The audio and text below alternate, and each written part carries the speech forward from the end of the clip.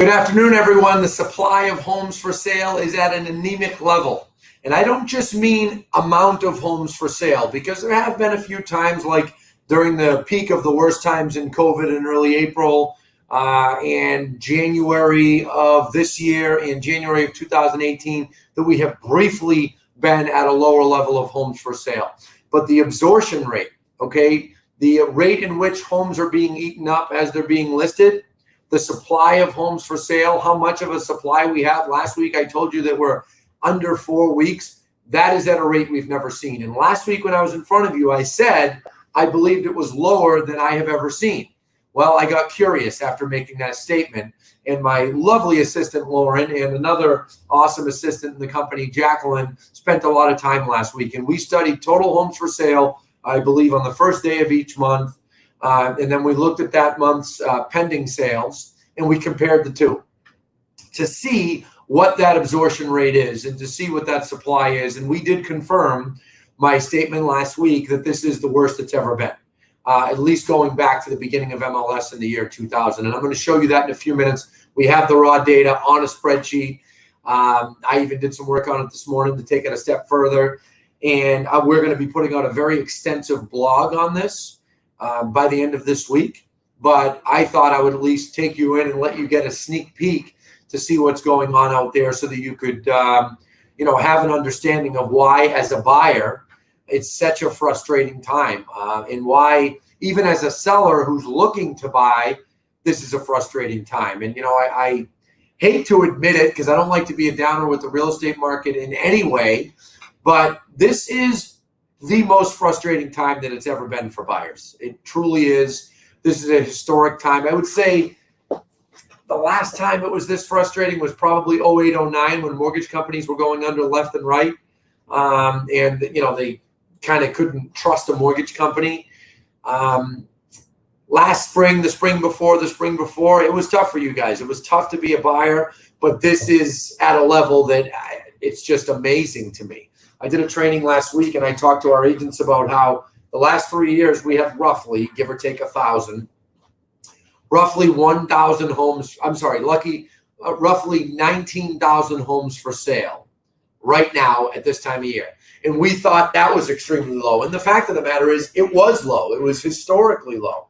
Well, as of today, we have about 11,000, something like that. I'm going to show you the number, 11,500. And it just goes to show that the impact that a pandemic can have, the impact that it can have on a society where people just totally pull their necks in and say, "Oh, I'm not listing my home." And it's crazy. It's an interesting situation. So let me share the data with you. I'm going to go over the typical weekly data. I'm going to look at Mass. I'm going to look at New Hampshire. And then I'm going to give you a sneak peek into that spreadsheet that we are going to utilize in our extensive blog that we're going to put out with a lot of data here by the end of the week. So let's take it one step at a time. We are going to jump into our weekly report that we update every single week. And this shows you, I'll jump to a full screen so you all can see it even better. And this shows you that last week, 2,592 homes were listed for sale. And I had talked about that. I had said that this week would be more. Obviously, the week leading up to July 4th, there's less homes listed. And that's why the week before last, when I was sitting here with you a week ago, there were only 1,436 homes listed for sale. Now that's up. Since that's up, showing activity is dramatically up. Now I go down and I look at every Saturday. I told you we study this every Saturday back until 2014. And now that we went all the way back to 2000, we'll be able to add in all this data on the back end of our master sheet that we use every week. But as of this past Saturday, 11,331 homes for sale. So actually less than the Saturday before, which was July the 4th. And that's obviously because less homes were listed in the week leading up to the 4th. Many went under contract right after the 4th, and not as many were listed. But that'll go back up. But again, how high is it going to go? Maybe high 11,000s, hopefully into the 12 or 13,000s, but I'm not convinced of it. Now we look at homes pending per week. And right here, you can see that last week, the amount of homes pending went down. Not a surprise. 2,057 homes went pending last week. That's offers accepted. Let me explain something, and I vaguely mentioned this last week. A lot of the pendings that happened during the week are from weekend activity. So remember last week when I said to you that over the weekend there was less activity because of the holiday weekend? That is why less homes went under contract last week. That number will shoot up undoubtedly. This week here, we will be back over 2,500. I mean, will it be 3,000? I doubt it. It all depends on how many homes get listed this week here. I don't think it's going to be much more than 2,500. The market has certainly shown me its resiliency with the stubbornness of sellers to list their homes. It's just fascinating to watch this. So 2,057 homes went pending. Now you look at homes sold. We were into the first week of the month, obviously less than a last week of the month, back down to 1,206. But look at this. Same week last year, we were up here to close to almost, I don't want to say 2,000, but 1,700 homes sold. So there's no denying that the amount of homes sold is less. Look at this orange line here. It's less than last year all the way through. And that is because less homes are being listed. If there's less listed, there's less pending. We've discussed this. Now you go into the percentage of pending homes in a given week versus the total inventory, back down to 18%. Okay, I had discussed that. I didn't think it'd go below 20, but it did. Again, simply because of the back off over the weekend. Less buyers were out looking last weekend, therefore less deals went under contract last week. It will pick right up again. It was an extremely busy weekend. Average prices, that's stagnant. Remember, another week we'll get the data for the end of, well, I shouldn't say the end of, I should say June. That will come in. Now we go down here to the monthly data, and we can see that we are in recovery mode. But if we look till July 13th, only 1%. So 1% less homes were listed in the first 13 days of this month. Frankly, that tells me just what I mentioned a few minutes ago. We are not going to make up ground for the lack of homes listed here in the early spring, and inventory is going to remain excessively slow. And that's why we took our research much, much further. And we decided to go all the way back to 2000. And I can't thank our staff enough for doing this work. We literally took MLS and we searched every month, and we searched the total month, and we searched, I can't remember if it was the first day of the month or the last day. I can take a peek here while I'm talking to you. Last day of every month is the data that we pulled, and then we pulled the span of the month, how much went under contract. So it's incredible to look at this and to see how the supply of homes is just alarmingly low. So Jack asked a good question, is contingent UAG? No, Jack, all our data is always specifically UAG, and that's historic. We want to stick with the same metric. So now what I'm going to do is jump in, and I'm going to share with everyone. Let me see here. Share screen, application. Look at this screen. It's fascinating data. Somewhat confusing, but let me zoom for a minute, and I'm going to explain it to you. Hopefully everyone's going to see it. I'm going to zoom in a little more for everyone, and you can see this is the inventory of homes for sale. Remember what I had mentioned. It's pulled from the last day of every month. So the last day of the month in January, let me back off a little bit here so you can see it. Last day of the month, January 2020, 9,989 homes for sale. As you can see, that was the lowest ever. So we started this year with the lowest ever, as we wrote about in different blogs and reports that we did in different videos. February remained lowest ever, okay? March is where things went sideways because of COVID. And if you look, 10,520 homes for sale. End of April, 10,926. Look at these numbers compared to years prior. But also look at this. Notice how I've talked to you guys about how the last 3 years was alarmingly low. I mean, look at 17 to 16. That really paints the picture. Look at these 2 years. There was a downfall when the economy really picked up in late 16, early 17. Buyer demand dramatically increased, and that created a fall off in inventory because it was being eaten up. So we have had low inventory for 3 years. Now we are at alarmingly low levels, okay? Now you scroll down and you look at the pending rates, okay? Those were increasing. Then obviously in April, it fell off a cliff. No one was going out, blah, blah, blah. But you look at May and June, 11,000. Well, look at June. Now it's flipped the other way. Okay. I'm sorry. May as well. 11,527 homes went pending compared to 11,463. So that was the first month that more sold than got listed. Then you go to June, it's worse. And then there you have it. Now we have flipped. We've gone to a world that we've never, ever been in. Look at this data, the absorption rate, the percentage of homes that go pending each and every month. How many homes are for sale? How many went pending? What is the percentage? My friends, look at this. 2008, 16% of what was for sale went under contract. Talk about a tough market. That's back when there were 47,000 homes for sale. That's why prices fell off a cliff. Fast forward 12 years later, 101% of the homes that are for sale went under contract. Now, don't be confused. We may have a few sellers watching that are saying, well, what do you mean? My home was listed, it didn't sell. Okay. That doesn't mean that each and every single home sold. What it means is the total number of listeds, the total number of pendings. The total number of pendings exceeded the amount of homes listed. And that's why the absorption rate in a given month went to 105%. Let me keep going. Stay with me. I know there's a lot of numbers. Look at this. This is why our month supply went below 4 weeks.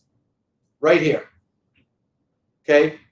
Now, July, we can't fill in yet.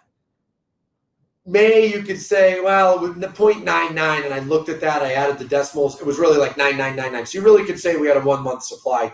You could also make the argument at that time, well, not as many people were listing till after May 18th, but then you get to June, it was getting real.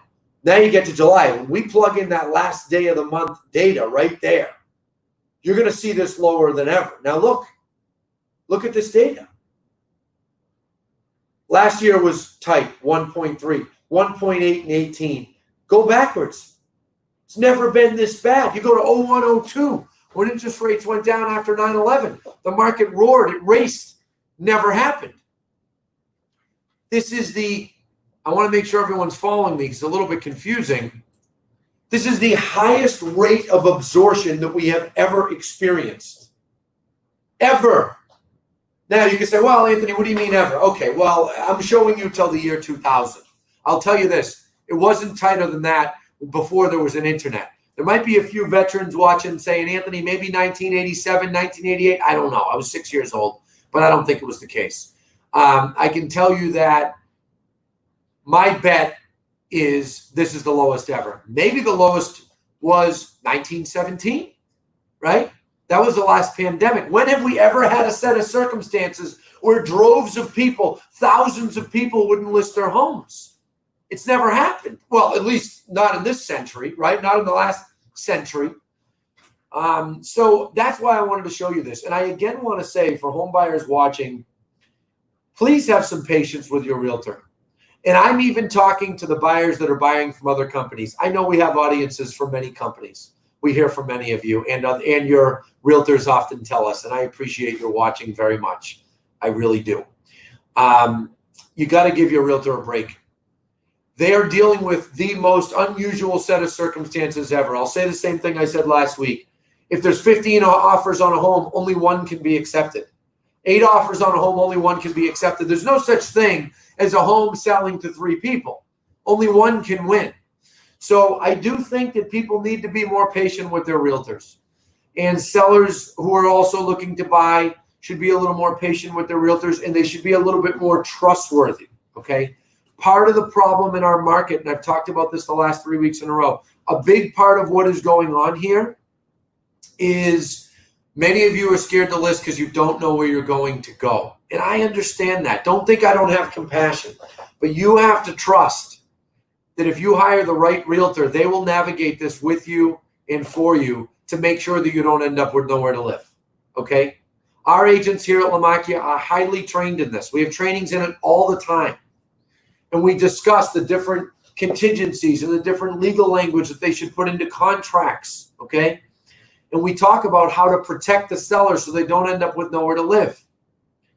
that if more people were doing that and more people were listing, there would be more homes for sale. We wouldn't be in this somewhat of a dire situation for inventory, somewhat of a dire situation for, access to homes for sale. If more people had more trust in their realtors, because your realtors most of the time know what they're doing. And I can tell you, and I can personally vouch for each and every realtor here at Lamacchia Realty. They will make sure that you are covered. And if they are concerned that they may not be able to find you the home of your dreams because maybe your dream home is so unique, they're going to tell you, okay? And if they maybe feel that they can't navigate it perfectly, they're going to get one of our top agents involved, or they're going to tell us in management, or I'll personally help them. But we will do all we can to make sure that you don't end up in that situation, okay? And I want people to have the confidence in that. One thing that I forgot to do, and this will be my second week in a row if I forget, so I am not going to, is show New Hampshire. Let me do that for a minute. Before the rest of you jump off, if you're not from New Hampshire, let me add. For the realtors watching, Wednesday at 11:15 a.m., I am doing my first realtor update in about 7 weeks.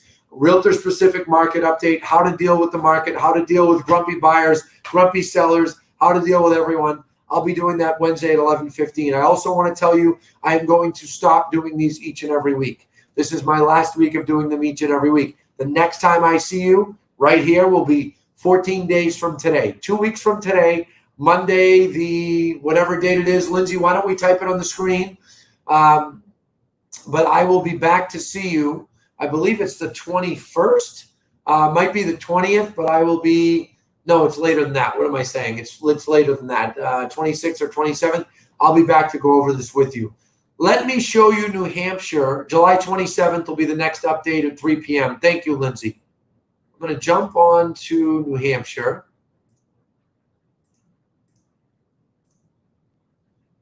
And just give a quick update for that market. Same deal. July 4th impact. The amount of homes listed, 617. So that's back up. Showing activity back up. Pending sales, let me see here, 2020. So notice it went down, as I said, same as Massachusetts, the July 4th impact.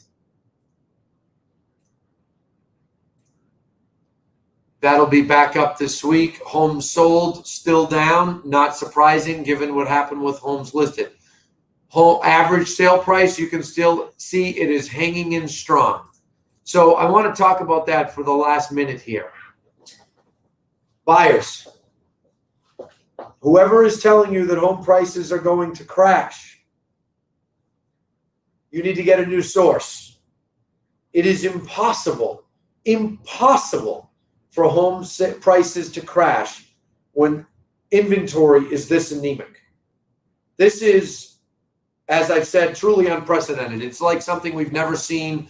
It's honestly to the point of, Judy Patterson just said it. Judy's a veteran realtor, been at it a long time, longer than me. She said crazy times. That's what we're in.